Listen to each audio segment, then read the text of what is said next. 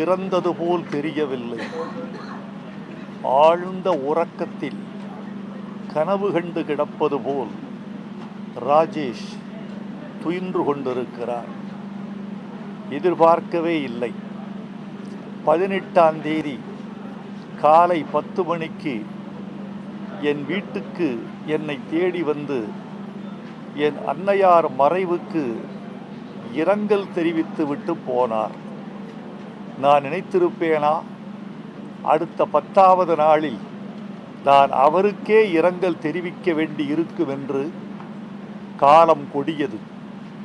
நெருடல் உடன் ஒருவன் இன்றில்லை என்னும் பெருமை உடைத்து இவ்வுலகு என்ற வள்ளுவர் கூற்றுக்கு எடுத்துக்காட்டாக ஒரு மனிதர் மறைந்து விட்டார்.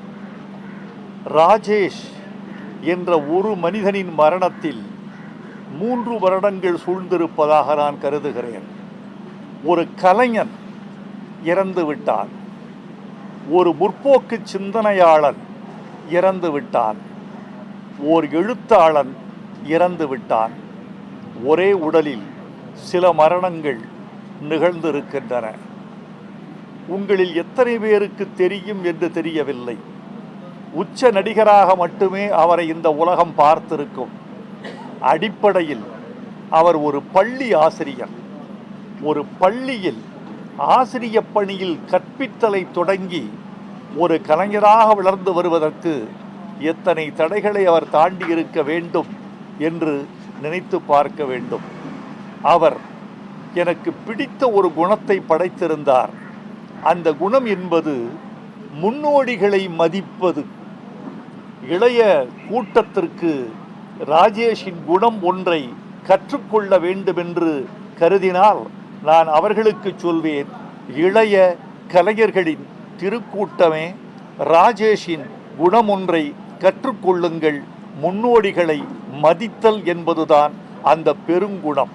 எம்ஜிஆர் குறித்தும் சிவாஜி குறித்தும் பாகவதர் குறித்தும் பி.யு. சின்னப்பா குறித்தும் டி.எம். சௌந்தரராஜன் குறித்தும் டி.ஆர். மகாலிங்கம் குறித்தும் மூத்த நடிகைகள் டி.ஆர். ராஜகுமாரி, பத்மினி, சாவித்திரி போன்ற பெரும் நடிகைகள் குறித்தும் அவர் சொல்லி இருக்கிற செய்திகள் எனக்கு பல நான் அறியாத செய்திகள், கேள்விப்பட்டிராத செய்திகளையெல்லாம் சொல்லிக் கொண்டிருந்தார்.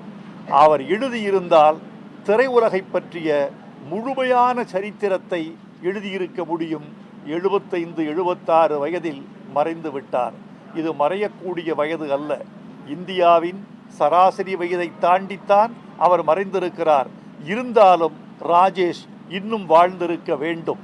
ஒரு நல்ல கலைஞன், ஒரு நல்ல எழுத்தாளன் போய்விட்டார் என்று துடிக்கிறேன். நான் எழுதிய பாடல்களை பாடி அவர் நடித்த சிறந்த படம் என்று நான் நினைப்பது பாலச்சந்தர் இயக்கிய அச்சமில்லை அச்சமில்லை. அந்த பாட்டுக்கு, அந்த படத்துக்கு, அந்த கதைக்கு அவர் நடிப்பை கொடுக்கவில்லை, உயிர் துடிப்பை கொடுத்திருந்தார் என்று எனக்கு சொல்ல தோன்றுகிறது.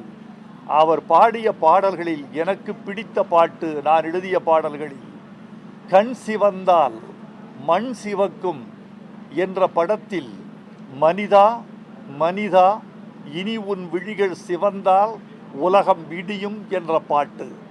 அந்த பாட்டு இருக்க வரைக்கும் சிவப்பு சிந்தனை இருக்கும். சிவப்பு சிந்தனை இருக்கும் வரைக்கும் ராஜேஷ் இருப்பார்.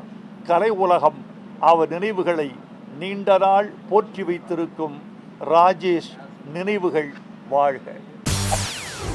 செய்திகளை உடனுக்குடன் தெரிந்து கொள்ள உடனே சப்ஸ்கிரைப் பண்ணுங்க.